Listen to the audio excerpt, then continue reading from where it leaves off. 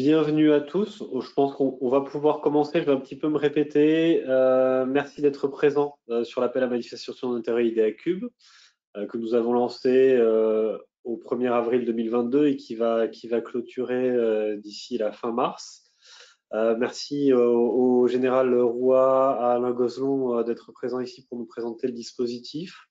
Je me permets d'excuser Christelle Doudiès, la responsable défense du pôle Aerospace Valley. Elle est en retour d'opération.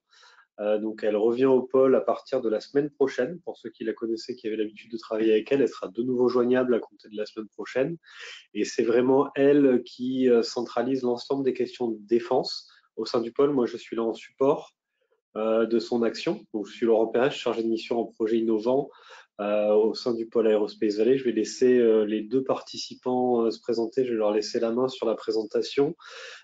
Petite précision en termes d'organisation, vous êtes en mode écoute seul, vous pouvez poser vos questions sur l'interface GoToWebinar via une petite icône qui est en forme de point d'interrogation. Posez vos questions par écrit et moi, je les relayerai à la fin de la présentation qui va vous être faite maintenant. Je vous laisse vous présenter, messieurs. Oui, bonjour. Merci de cette invitation d'abord pour pouvoir justement détailler un petit peu ce qu'on attend de ces appels à manifestation d'intérêt et avec quelques points particuliers qui sont développés. Donc, je suis le général de division aérienne Michel Roy.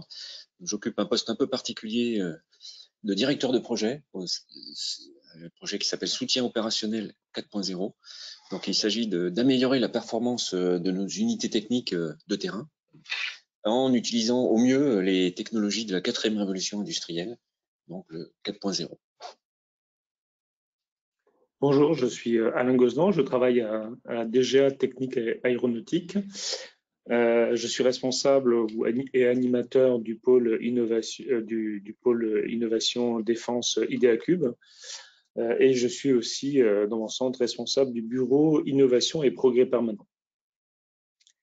Alors, on avait déjà travaillé pendant 2 ans sur l'ancien cluster Ciel, en partenariat avec l'armée de terre, ISAE Super Aero et Aerospace Valley.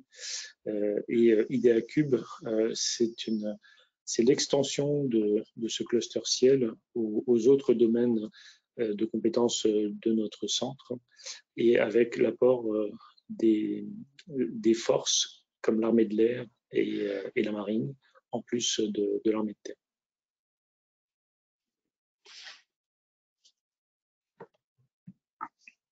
Alors là, très rapidement, on vous présente l'agenda de la journée. Je vous ai très brièvement fait une introduction. Je vous propose qu'on passe déjà aux sections suivantes. Normalement, vous pouvez garder la main voilà, sur le passage d'une slide à l'autre. Alors, je vais vous parler rapidement, puisque ce n'est pas le cœur du sujet, c'est juste pour que vous compreniez la genèse des projets qui vont être intégrés dans ce pôle d'innovation et dans cet appel à manifestation d'intérêt. Donc, vous détaillez un petit peu plus le projet soutien opérationnel 4.0 que je l'ai évoqué, sans le détailler, encore une fois. Donc, c'est un projet qui est né en septembre 2018, précisément, à la suite de la transformation du ministère des Armées, et notamment dans l'aspect maintien en condition opérationnelle et aéronautique en particulier, avec par exemple la création, un exemple assez structurant, voire déstructurant, la DMAE, la Direction de la maintenance aéronautique, a été créée à cette occasion, quelques mois avant. Donc en fait, la création de ce projet, finalement, c'était un prolongement de la transformation du ministère des Armées dans l'objet particulier du maintien en condition opérationnelle aéronautique, jusque dans les unités techniques de terrain. Donc, d'où son nom d'ailleurs, soutien opérationnel. Un des axes très forts qui a été accéléré depuis septembre 2020, au moment où justement j'ai été désigné comme directeur de projet à part entière, c'est un aspect de modernisation de l'environnement de travail des techniciens aéronautiques et qui regroupe 3 aspects. D'abord les organisations, on travaille en utilisant les meilleures techniques du lean management, de la théorie des contraintes, etc., toutes les choses assez classiques dans le monde industriel privé. On les utilise également pour mieux s'organiser, mieux travailler dans les unités techniques de terrain. On travaille également sur un aspect plus de rattrapage. On a souvent de beaux objets, de beaux programmes, un A400, un Rafale, des armements très sophistiqués. Malheureusement, on a pu négliger tout ce qui tourne autour des activités de soutien de ces équipements. Et donc, nous travaillons maintenant à rattraper ces lacunes, ces manques capacitaires en termes de moyens de soutien. Et puis, tant qu'à rattraper, autant aller vers l'innovation, des choses qui sont encore plus efficaces, voire qui n'existaient pas, dans l'aspect soutien et plus particulièrement soutien opérationnel. Nous, c'est 3 axes dans la modernisation, organisation, rattrapage et innovation. Et c'est bien pour ça que nous sommes présents aujourd'hui. Dans l'aspect innovation, nous avons pu mener un hackathon, inspiré des méthodes aussi un peu disruptives, décoiffantes du secteur civil, pour mettre à plat nos activités et puis dégager des irritants dans nos activités de soutien opérationnel, d'activités aériennes, y compris en opération extérieure. Donc, c'était début novembre. Nous avons pu réunir un certain nombre de responsables d'unités techniques, à peu près entre 40 et 50, et par des ateliers d'idéation, design thinking, nous avons pu dégager un certain nombre d'irritants à traiter, et plus particulièrement certains sujets dont les solutions n'existent pas sur étagère, et qui seront là pour le coup donc de la pure innovation. Et ce sera justement un des projets qui est adressé par cet appel à manifestation d'intérêt, est issu de ce travail de hackathon de début novembre. Il y aura d'autres projets à suivre dans les mois à venir. Donc nous avons, pour travailler, suivi une analyse assez systématique de nos activités. Finalement, c'est quoi le soutien opérationnel? Comment on décompose nos activités? En nous appuyant sur une étude très intéressante menée au profit de l'Agence d'innovation de défense. Et le 4.0, les technologies du 4.0, dans ces activités précises, qu'est-ce qu'elles peuvent nous amener? Et donc, nous avons regardé de façon un petit peu plus attentive tout ça et fait une approche, là encore une fois, très systématique, avec des groupes qui travaillaient par exemple sur tout ce qui est moyens de manutention, tout ce qui est diagnostic-réparation, le gros de nos activités d'ailleurs, et l'aspect entreposage-stockage en dégageant un certain nombre de critères de priorisation et certaines spécificités éventuelles entre les petits avions, les gros avions ou les hélicoptères. Voilà. Ça nous a permis ainsi de dégager un premier projet qui va faire appel à l'innovation et de l'instruire par cet appel à manifestation d'intérêt via un processus qui sera encore un petit peu détaillé après et dans lequel vous allez intervenir à partir de maintenant, plus particulièrement, de façon beaucoup plus active, à partir des besoins que nous exprimons à travers des fiches, mais qui vous seront exposées après. Donc, pour revenir un petit peu au timing, à la timeline qui a été adoptée, début novembre, on dégage les irritants, on dégage des projets. Décembre, le pôle d'innovation technique IDEACUBE est créé. 1er avril, le premier appel à manifestation d'intérêt et début des choses plus concrètes. Alors, pour la suite, nous allons travailler de façon encore plus systématique selon les axes technologiques du 4.0. Finalement, nous reprenons les 4 grappes de technologie, donc Internet des objets, intelligence artificielle associée, la pression 3D, qui est un vrai sujet aussi très intéressant, robotique, cobotique et visualisation virtuelle, et un certain nombre de projets composites, puisqu'on s'aperçoit que les solutions peuvent être créées à partir de combinaisons de différentes technos au travers de projets composites. Et on voit apparaître en italique sur la liste, puisque le projet n'est pas encore effectivement lancé, l'outil d'assistance au tractage des aéronefs que j'évoquerai un petit peu après de façon légèrement plus détaillée. Voilà pour le projet soutien opérationnel 4.0 en quelques minutes.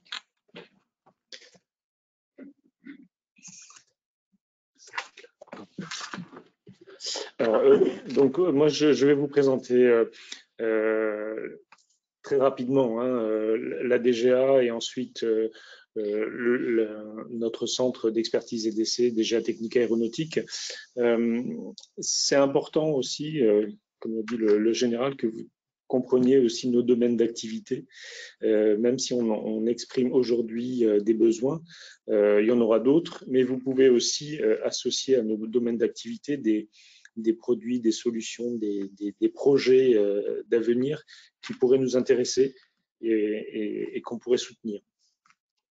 Donc,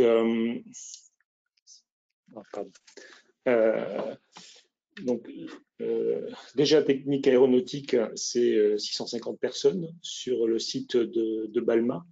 On est implanté sur 3 sites, principalement à Balma, hein, c'est notre principal site. À ODU, on a un four solaire de quelques personnes. Alors on parle de chiffre d'affaires parce que même si on travaille à 90% pour les programmes d'armement, donc pour le MINARM, on contractualise toutes nos prestations. Il y a un chiffre qui est important, c'est 500 affaires par an. Ça veut dire qu'on a des domaines de compétences très variés et très nombreuses. Alors, nos principales missions, hein, c'est de réaliser des expertises techniques, des évaluations au profit des programmes d'armement. Ce qui est important, hein, c'est qu'on intervient sur toutes les phases du cycle de vie du programme, depuis les études amont jusqu'à l'utilisation des systèmes en service et peut-être même au-delà dans les phases de démantèlement. Donc ça, c'est réellement notre principale mission. Et on réalise aussi des prestations d'assistance sur le plan technique pour les autorités nationales et européennes de sécurité. Donc, on est autorité technique pour la navigabilité des aéronefs dans les domaines AGREN, DRAM, DREP, aéromobilité, structure et système de cellules. On est aussi une entité qualifiée EASA et on a un département dans la division matériaux qui est souvent sollicité après accident par le BEA ou par le BEAE. Et le dernier point, ce qui est pas négligeable, c'est qu'on fournit des capacités d'essai aux industriels civils et militaires. Pour donner un exemple, on a testé en structure, dans le cadre de programmes de certification, tous les avions civils de la gamme Airbus, sauf les derniers qui ont été faits dans des hangars pour la 380 et la 350 à Blagnac, mais on a participé à la conduite de ces programmes. Donc, on a des moyens d'essai qui peuvent être utilisés à la fois pour le civil et pour le militaire, et on fournit des prestations dans ce sens. Voilà, donc moi, je travaille, je suis responsable du bureau innovation et progrès permanent à DGATA. C'est un bureau de 2 personnes qui a été créé en 2008 pour déployer le lean management. Le général en a parlé tout à l'heure. Donc, au sein du ministère des Armées, plusieurs entités déploient cette démarche d'excellence opérationnelle et qui est très, très liée finalement à l'innovation, puisqu'on remet en cause de façon permanente son travail pour l'améliorer. Et donc, on peut parler d'innovation incrémentale, et cette démarche valorise et promeut en fait l'innovation. Donc, c'est naturellement qu'on a dans nos missions aussi le management de l'innovation interne. Et troisième mission de ce bureau progrès permanent, c'est l'animation des pôles d'innovation technique. Donc, dans le cas précédent, l'innovation interne, on a des projets qu'on mène de façon autonome. Et dans les pôles d'innovation technique, on va aller chercher des innovations à l'extérieur. C'est l'objet de cet appel à manifestation d'intérêt et celui de... Voilà, donc très vite, hein, encore une fois, il est important pour vous de nous connaître, pour nous proposer éventuellement des solutions, des compétences, des prototypes, des projets R&D qui pourraient nous intéresser. Donc, déjà Technique Aéronautique a une sous-direction technique composée de 7 divisions. La division structure, hein, dans laquelle on va faire des gros essais de structure d'équipement jusqu'à l'avion à échelle 1. On a aussi le suivi de la flotte en service. Donc là, on est en relation étroite avec les forces pour suivre le vieillissement des aéronefs. Alors, chaque division, c'est à peu près entre 60 et 80 personnes. Une division matériaux, donc là, on va tester, on est en bas de la pyramide des essais de matériaux. Donc, on teste depuis des éprouvettes élémentaires jusqu'à des équipements un peu plus sophistiqués sur des matériaux structuraux ou sur des matériaux chauds. Ensuite, une division qui est importante, c'est les systèmes de cellules. On va retrouver tous les équipements, des experts et des moyens d'essai concernant tous les équipements d'un avion, excepté les structures et les moteurs. Donc, atterrisseurs, pneus roues freins, tout ce qui est servitude hydraulique, électrique, conditionnement d'air et groupe auxiliaire de puissance. Une division aéromobilité qui a fait l'objet du cluster ciel sur lequel on avait organisé ce cluster avec cette division et l'armée de terre, la 11e brigade parachutiste. Donc ils font de l'aérolargage, l'aérotransport, l'aérocordage. La division ingénierie des moyens d'essai qui travaille au profit des autres divisions. Donc, on a un bureau d'études, un atelier de fabrication et de métrologie. Une division informatique embarquée qui s'occupe de sûreté de fonctionnement des logiciels critiques dans les programmes d'armement. Avec une vérification et une validation de ces architectures auprès des industriels et le traitement des obsolescences. Et la dernière division, électromagnétisme et optronique, une grosse division avec des moyens d'essai très importants pour faire de la compatibilité électromagnétique, la tenue aux environnements mécaniques et thermiques, le drame, donc les dommages de rayonnement sur les armes et les munitions, la vision nocturne, les mesures de signature optique. Et il y a dans les besoins qui sont émis dans le cadre de cet appel à manifestation d'intérêt, beaucoup de domaines, de besoins qui proviennent de cette entité. Voilà, donc quelques mots sur les pôles innovation technique, quelques généralités. Suite à la création de l'Agence de l'innovation en septembre 2018, notre directeur technique, qui regroupe tous les centres d'expertise et d'essai de la DGA, c'est les 2 tiers de l'effectif de la DGA, a proposé une idée d'animer, de fédérer un réseau d'innovation de défense autour des centres d'expertise et d'essai. En fait, avoir un relais en local, un relais de l'AID pour capter des innovations en local. Et pour cela, il a défini quelques principes. Voilà. Donc, suite à cette idée, à l'idée du directeur technique, les directeurs de centre ont été très dynamiques et ils ont lancé chacun la création de clusters. À l'époque, on les appelait comme ça. Donc, on les appelle maintenant des pôles innovation défense, des pôles innovation technique de défense. Le premier a été créé dans le domaine naval avec Gymnot et Orion. Ensuite, l'AITOL dans le domaine terrestre. Ginkgo dans le domaine nucléaire, radio, bactériologique, chimique, et récemment on a créé en 2019 le cluster ciel avec Aliénor, et les 2 derniers c'est Bingo et Novaero. Et chaque cluster a un domaine d'activité qui correspond en fait au domaine du centre d'essai. Il n'y a pas de redondance d'un point de vue technique. Ça, c'est important de le signaler. Et il y a quelque chose aussi d'important, c'est que tous les responsables de ces clusters sont connectés. On a créé un réseau qui nous permet de communiquer entre nous.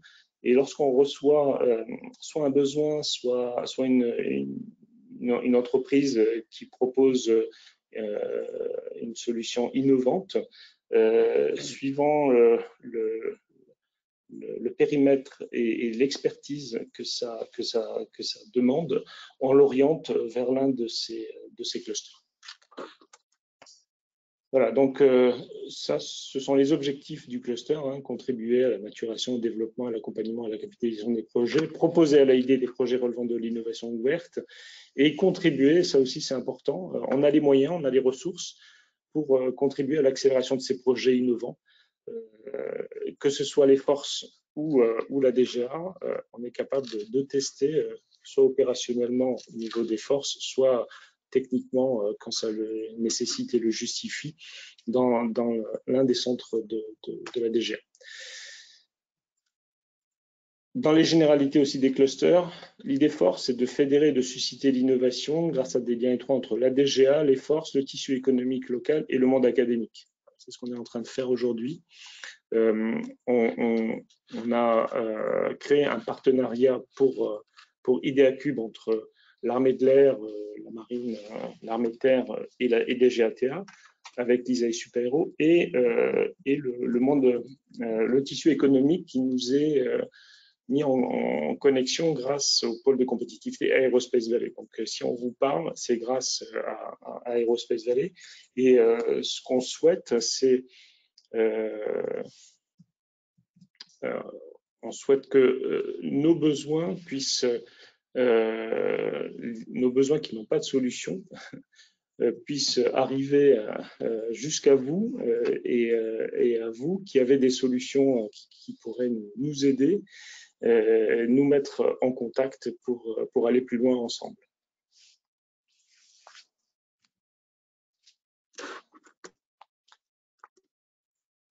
Ah, c'est revenu en arrière.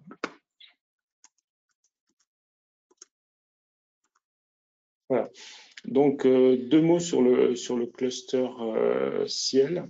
Donc, c'est un cluster qui a démarré en décembre 2019. On a travaillé pendant 2 ans justement pour capter des innovations à partir de besoins. Donc là, on est dans le premier cas de fonctionnement d'un pôle innovation technique. On essaie de capter de l'innovation provoquée à partir d'un besoin force ou DGA. C'est exactement ce qu'on est en train de faire aujourd'hui. On vous pousse nos besoins et on essaye de capter des solutions. Ces solutions vont être ensuite analysées, triées. On va être en contact avec les sociétés qui nous présentent des projets, des compétences. Si une solution nous paraît suffisamment viable, eh bien on va jusqu'au bout. On essaie de trouver un financement et de concrétiser en fait le projet et la solution à notre besoin. Et important, le projet, lorsqu'on fait de l'innovation provoquée à partir d'un besoin, est piloté soit par les forces, soit par la DGA. Le deuxième cas, vous avez écouté, c'est pour ça qu'on passe un peu de temps pour vous présenter nos domaines d'activité. Vous pouvez aussi nous dire, voilà, moi j'ai quelque chose de très intéressant, donc c'est un besoin qu'on n'a pas exprimé, mais l'équipement ou le prototype ou l'idée pourrait nous intéresser.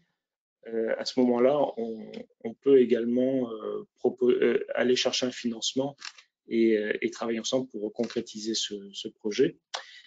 Et le troisième mode de fonctionnement, et puis partie aussi des missions d'un pôle d'innovation technique, c'est lorsqu'une société travaille sur un projet R&D en phase amont et qui aurait besoin d'être soutenu par l'Agence de l'innovation de défense notamment, elle peut nous présenter son projet et nous, notre objectif, c'est de voir si il y a un cas d'usage militaire qui serait intéressant et donner notre avis à l'AID par rapport à votre projet.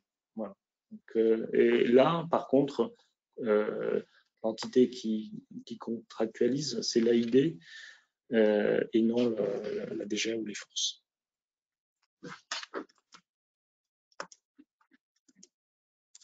On a rien à chaque fois. Voilà. Donc ça, c'était, bon, je vais passer assez vite, hein, mais les 2 années qu'on a passées à fonctionner avec le cluster ciel, on est parti du périmètre de l'aéromobilité.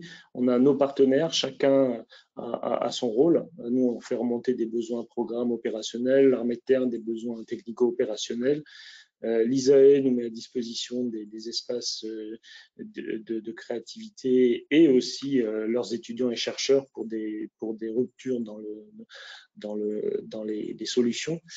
Et puis Aerospace Valley qui nous met en contact, voilà, c'est le cas aujourd'hui, on ne peut pas exprimer mieux leur rôle, avec le tissu industriel et académique, et d'organiser ces appels à manifestation d'intérêt. Donc,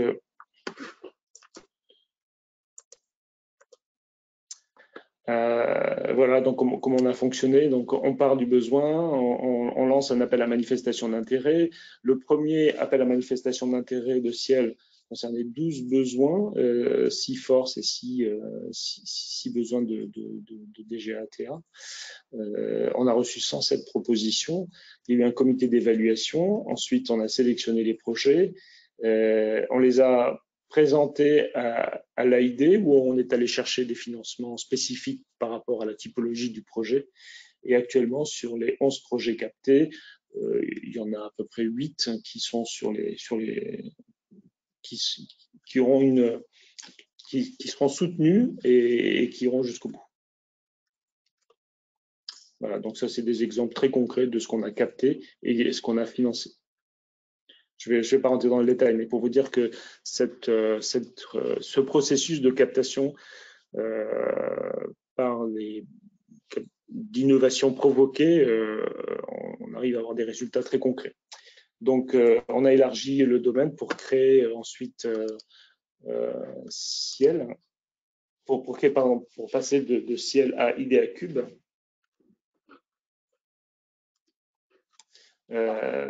Avec un périmètre qui est plus large que l'aéromobilité, puisque, comme je vous ai présenté les domaines d'activité du centre, et puis on a associé à ces domaines ceux de l'armée de l'air, et le périmètre qui a été défini, c'est la sécurité, la disponibilité, la performance des équipements aéronautiques et des aéronefs.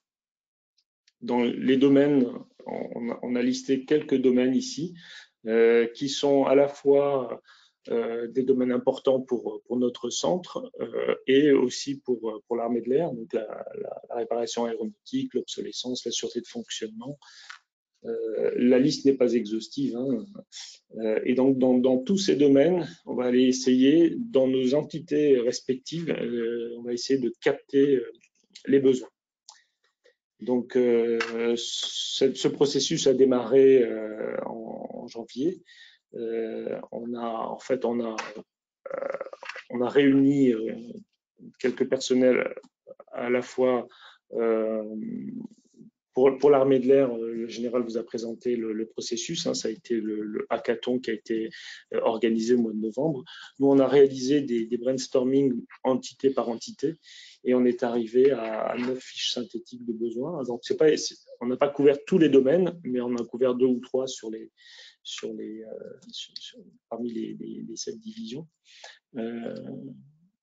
Et donc, ces besoins, on les a présentés à l'AID pour ne pas qu'il y ait de redondance et surtout ne pas arriver en bout de processus de captation nous disant ce projet, on l'a déjà mené et les résultats sont en cours. Voilà, donc c'est ce qu'on souhaite éviter. C'est lorsqu'on lance un appel à manifestation sur des besoins, ces besoins existent et ne sont pas couverts par d'autres projets en cours au ministère des Armées. Donc, le premier AMI a été lancé le 1er avril avec une deadline jusqu'au 17 mai pour répondre. Ensuite, suivant vos réponses, on va les analyser avec un comité de pilotage composé par nos différents partenaires, une recherche de financement, un processus achat et ensuite un suivi de projet.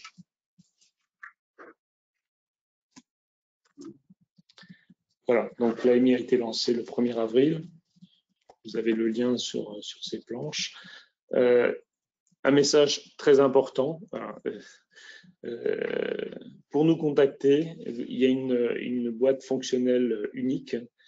Alors, bien sûr, vous pouvez contacter Aerospace Valley, mais spécifiquement, si vous voulez déposer un dossier, c'est sur cette boîte fonctionnelle, DGATA, IdeaCube, enfin, vous l'avez ici. Elle est aussi sur l'appel à manifestation d'intérêt. Et en fait, on centralise toutes vos demandes via cette boîte fonctionnelle. Alors, vous aurez peut-être notre boîte intradef nominative, mais le mieux, lorsque vous vous adressez à nous par rapport à cet appel à manifestation d'intérêt, ou si vous voulez nous soumettre un projet, même s'il ne correspond pas à ses besoins, mais s'il est dans notre domaine de compétences, écrivez-nous à cette adresse et envoyez-nous tous vos éléments ou vos questions et on y répondra au plus tôt. Et troisième point dans cette planche, enfin c'est la planche la plus importante, si vous avez à retenir quelque chose, c'est celle-ci. Le dernier point, cet appel à manifestation d'intérêt n'est pas l'amorce d'un achat par l'État. Alors, c'est important parce que ça nous donne beaucoup de liberté pour discuter entre nous. Vous pouvez nous contacter, on peut vous contacter et on peut travailler sur des échanges. L'appel à manifestation d'intérêt est considéré comme du sourcing d'un point de vue contractuel. Et donc, on est dans une phase non pas d'achat, mais de discussion sur vos compétences dans un certain domaine. Les fiches de besoins, elles sont volontairement très synthétiques, donc on peut travailler autour. Ce n'est pas un cahier des charges, tout n'est pas figé et ce sont des besoins dont on ne connaît pas de solution à notre niveau. Peut-être qu'elles existent ou peut-être pas. Et c'est pour ça qu'on lance ce sourcing pour pouvoir discuter un peu plus librement.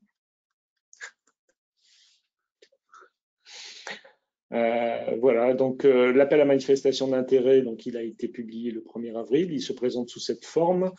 Vous avez la liste de tous les besoins et dans cet appel à manifestation d'intérêt, vous avez nos adresses mail, donc le point de contact unique, mais aussi vos correspondants d'Aerospace Valley, Laurent Pérez et Christelle Doutiès.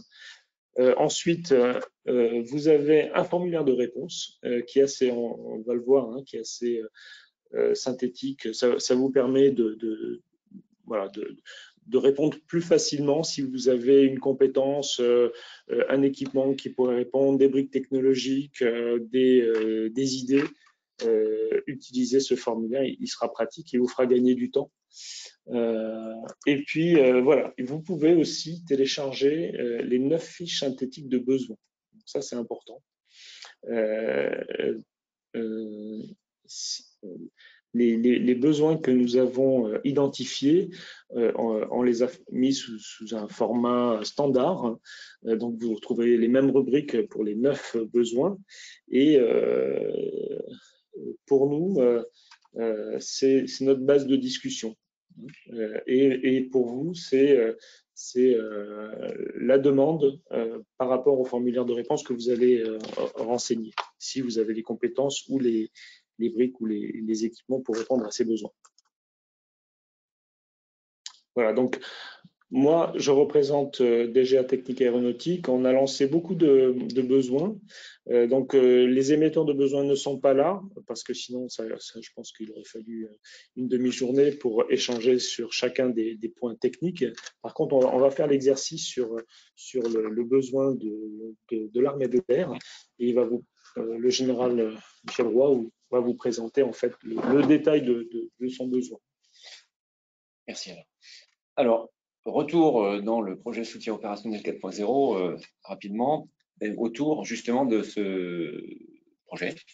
J'aurais pris la planche d'analyse systématique, voire systémique, des activités de soutien opérationnel et le ratissage qu'on a pu faire en termes de l'apport du 4.0 dans ces différents domaines. Donc, on est bien dans l'aspect parking, dans la partie mise en œuvre. mouvement d'aéronefs sur une plateforme et tous les aléas qui peuvent arriver et qui arrivent malheureusement. À l'heure actuelle, vous voyez que c'est assez simple. Nous avons un aéronef à déplacer, nous avons un tracteur de manutention, une barre de remorquage et quelques équipiers équipés ou non de radio pour faire cette manœuvre. Et malheureusement, eu égard aux aléas des activités humaines en général et aéronautiques en particulier, il arrive certains événements comme des collisions entre un hangar et un avion, ou entre deux avions, ou un tracteur de manutention, ou diverses choses non répertoriées. Ce qui est sûr, c'est que c'est un coût désastreux en termes de disponibilité des moyens et puis financiers et techniques aussi. J'ai illustré un petit peu par quelques exemples assez significatifs, hein, il y en a eu d'autres, sur A400M, sur Rafale de la marine, sur Falcon aussi, par exemple, à l'étranger, ou sur Airbus 340, là aussi à l'étranger, avec cet exemple de la winglet qui est ciselée par un poteau d'éclairage sur un parking aéronautique. Donc, on a des manœuvres qui sont simples et on a finalement des activités qui deviennent très coûteuses. Hein. La disponibilité opérationnelle en pâtit et les coûts financiers associés sont inacceptables. Et pourtant, on a un travail énorme en termes de facteurs humains qui a été fait, qui est effectué tous les jours. Malgré tout, on arrive encore à un certain nombre d'incidents, j'appellerais de notables, puisqu'on arrive à pratiquement un par mois, voire deux selon les périodes, avec des coûts plus ou moins importants, mais toujours de toute façon inacceptables. Voilà. Donc, quand on regarde un petit peu autour de nous, on voit que n'importe quel véhicule terrestre, automobile, est équipé de moyens qui sont plutôt efficaces, même si ça n'évite pas toutes les collisions, mais au moins d'avertissement efficace sur la rencontre avec une autre voiture ou un trottoir ou un poteau ou autre chose en déplacement ou immobile. Bref, beaucoup de moyens d'alerte qui existent sur le moindre véhicule terrestre. Donc les moyens pourraient être développés et pour notre objet particulier qui est le tractage d'aéronefs au sol. On peut imaginer tout un tas de choses qui sont illustrées ici de façon légèrement ludique, qui peut peut-être commencer à vous orienter, vous aider à nous proposer des solutions qui sont sûrement en composite entre les différentes niches de technologie du 4.0. Qui pourrait permettre de faire du tractage à distance, etc. Là, c'est libre à vous de travailler sur ces sujets. Vous avez juste mon besoin opérationnel, mon irritant à traiter. Donc, allez-y, réfléchissez, proposez. Quelques restrictions, malgré tout, qui sont d'ailleurs exposées dans la fiche, peu, mais quand même importantes. Il est hors de question de modifier nos aéronefs. Donc, ça peut se faire un système amovible ou indépendant, ou un peu des deux, c'est libre à vous. Mais il est hors de question de modifier les aéronefs et ils doivent pouvoir s'appliquer à des gammes assez larges d'aéronefs. Donc, vous voyez, soit des hélicoptères, des avions petits, gros. C'est à vous de proposer ce genre de dispositif d'assistance. En tout cas, nous avons besoin de traiter ce besoin opérationnel eu égard à ces coûts excessifs.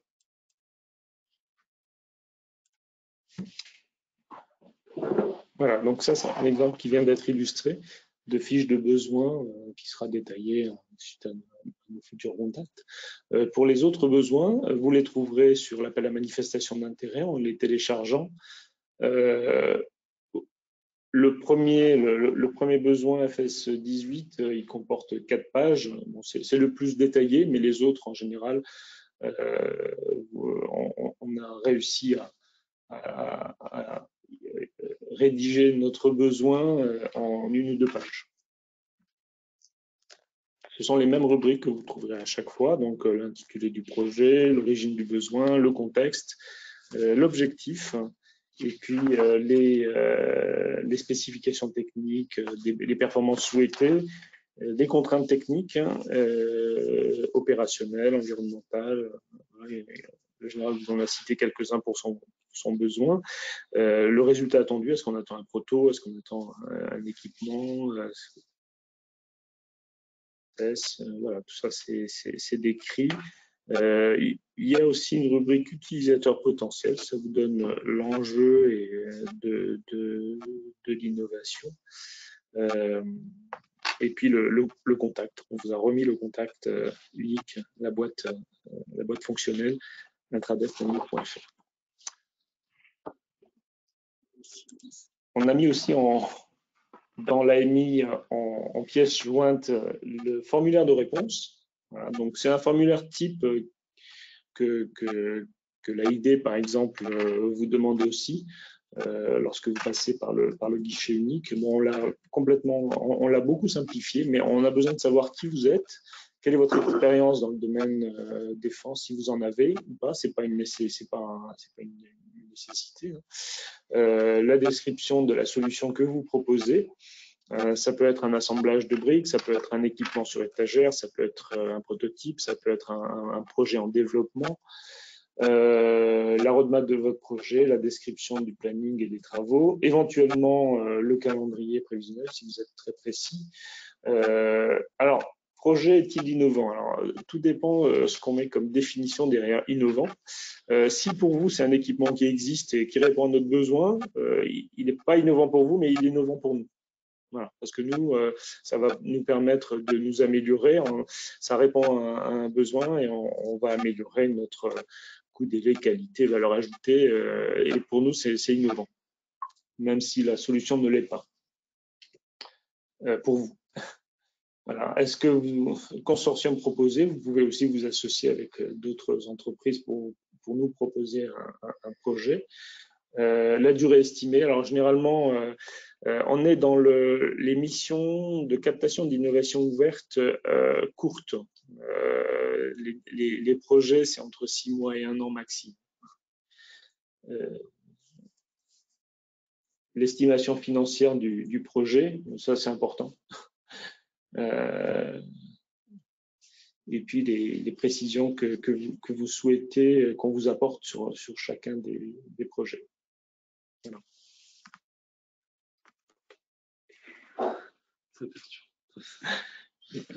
Oui, ça c'était le zoom sur voilà.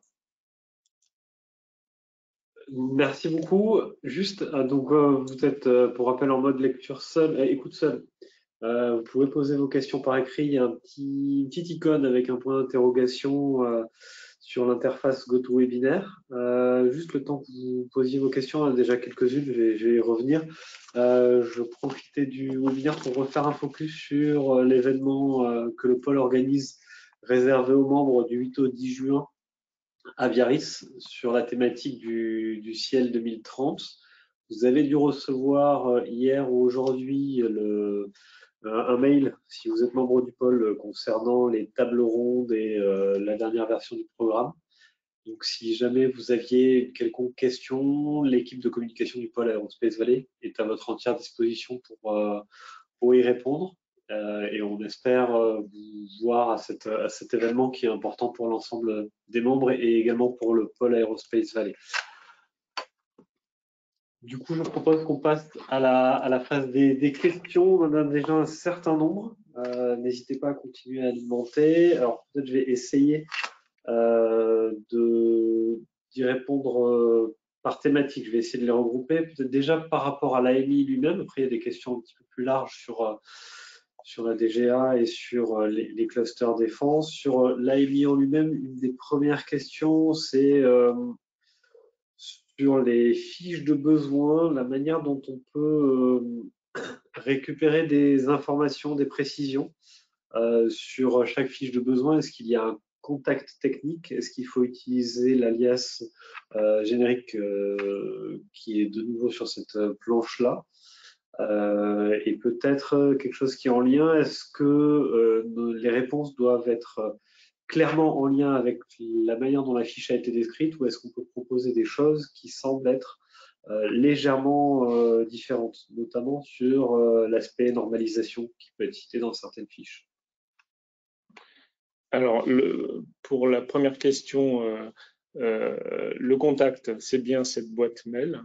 Ensuite, le général et moi-même, on va faire suivre les demandes, les questions, quand elles sont techniques, aux émetteurs de besoins, et on vous mettra en relation directement avec ces personnes. Si c'est des questions sur le processus lui-même ou sur des questions très généralistes, on pourra vous répondre. Mais le processus est bien celui-là. On passe par la boîte fonctionnelle et ensuite on vous met en contact. Il y a l'aspect aussi écart de la proposition par rapport aux besoins exprimés. Alors, je m'avance un petit peu pour la partie DGA, mais en revanche, je crois que quand une norme est précisée dans l'expression de besoin, c'est un élément à prendre en compte de façon impérative. Je confirme. Si on précise des choses, ça cadre strictement, c'est vrai, mais c'est un impératif. C'est pour ça ce que j'évoquais tout à l'heure, le fait de ne pas modifier les aéronefs, c'est impératif. En revanche, c'est d'ailleurs à peu près la seule restriction, même si elle est importante, mais c'est à prendre en compte. Donc, si c'est à côté qu'on doit faire des trous et percer, etc., ben c'est non. Il faut trouver une autre solution. Voilà.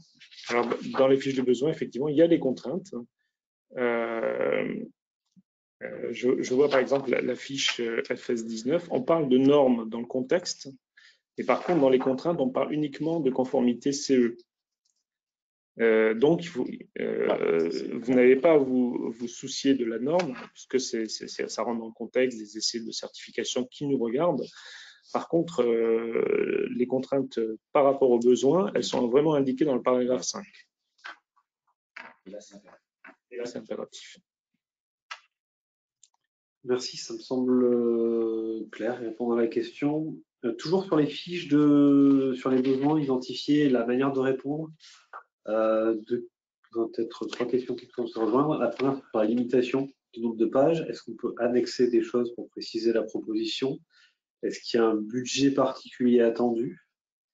Et est-ce qu'il y a une typologie de candidats? C'est-à-dire, est-ce que lorsqu'on a un laboratoire public, on peut candidater?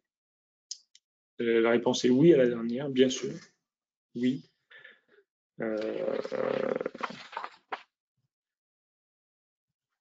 Les autres questions, pardon, je les ai peut-être un peu trop regroupées. Le budget, est-ce qu'il y a un budget attendu par besoin? Minimum.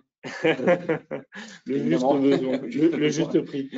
Le juste besoin, ou détailler dans votre solution des équipements qui feront partie. Donc là, Metacap, c'est un catalogue et des prix, et après de la prestation, donc combien d'heures d'études, etc. Voilà.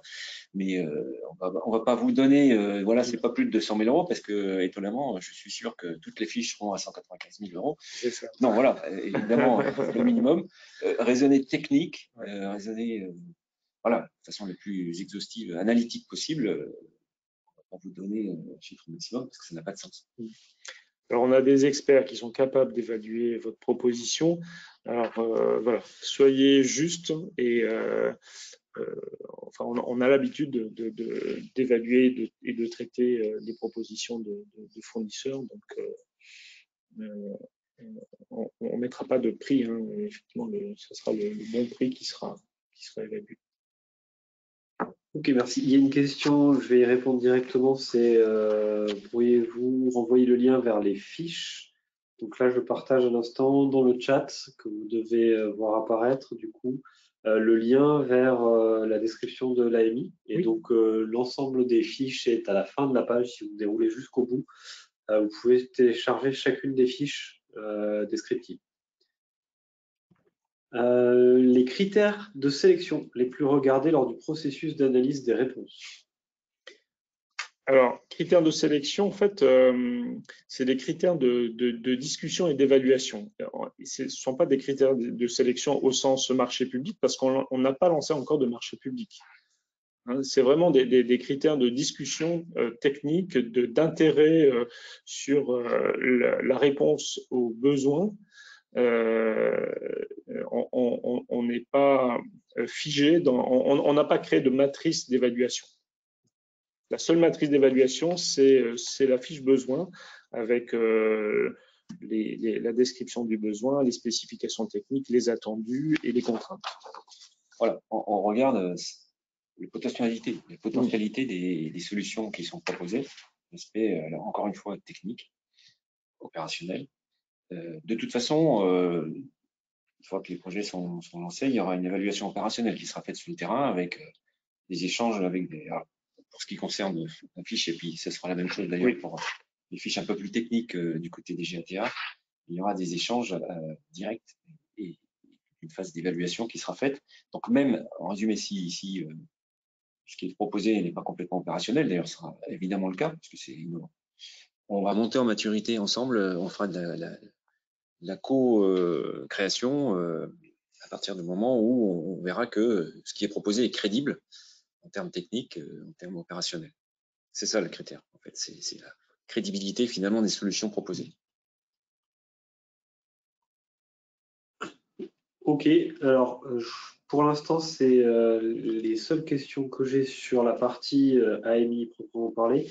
Et n'hésitez pas à continuer à poser des questions pour y revenir. Concernant l'innovation spontanée, la question c'était comment contacter la DGATA pour proposer un projet qui serait hors de l'AMI, et est-ce qu'il y aurait un contact dédié à l'un des 7 domaines de compétences, structure, matériaux, système de cellules, etc.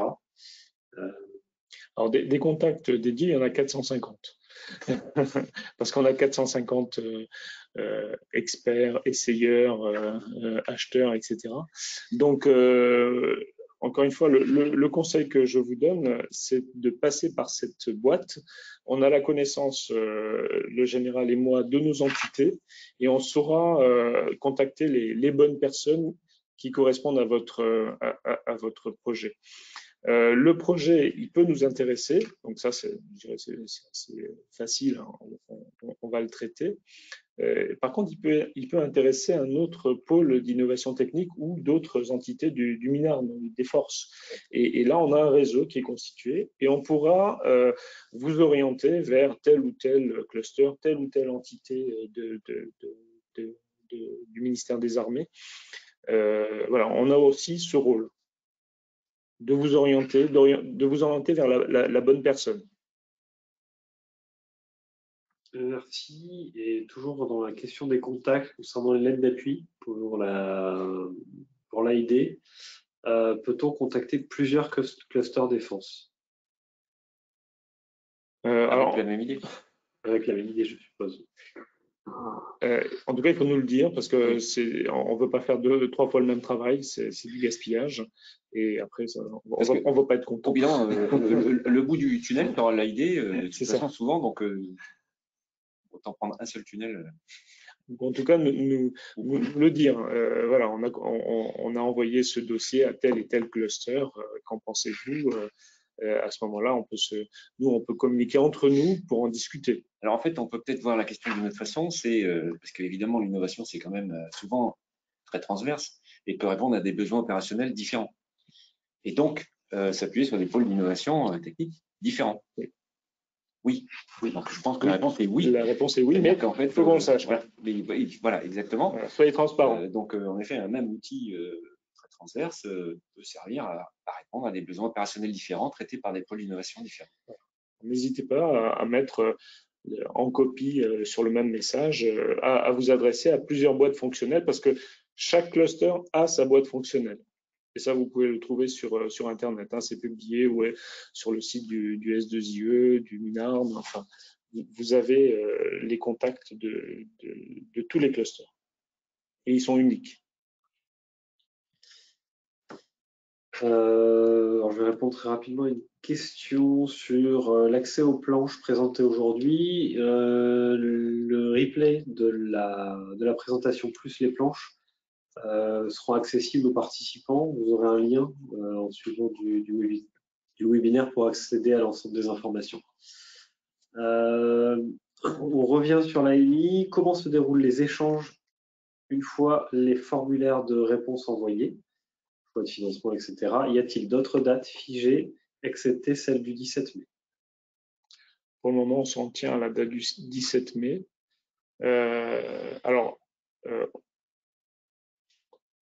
On fait suivre vos demandes, vos questions, vos sollicitations aux personnes impliquées.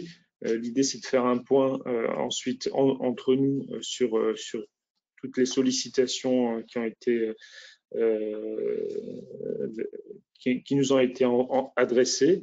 On ne répondra pas du jour au lendemain à vos demandes, mais soyez patients. Après le 17, on fait un point et vous serez, on répondra à chacun de vos messages. Mais après le 17, une fois qu'on aura fait le tour de toutes les réponses, je pense que ce sera plus pratique pour nous de vous répondre.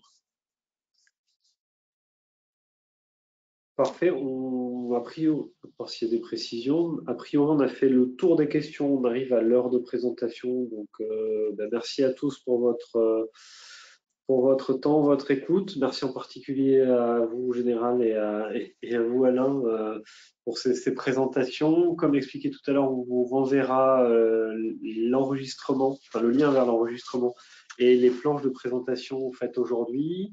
Vous avez l'ensemble des contacts si jamais vous aviez des questions complémentaires. Donc, il y a l'alias, il y a Alain qui est à votre disposition, Christelle qui revient la semaine prochaine et moi-même. Donc, surtout, n'hésitez pas. On espère de nombreuses candidatures d'ici au 17 mai pour répondre aux différents besoins et initier des partenariats et des collaborations.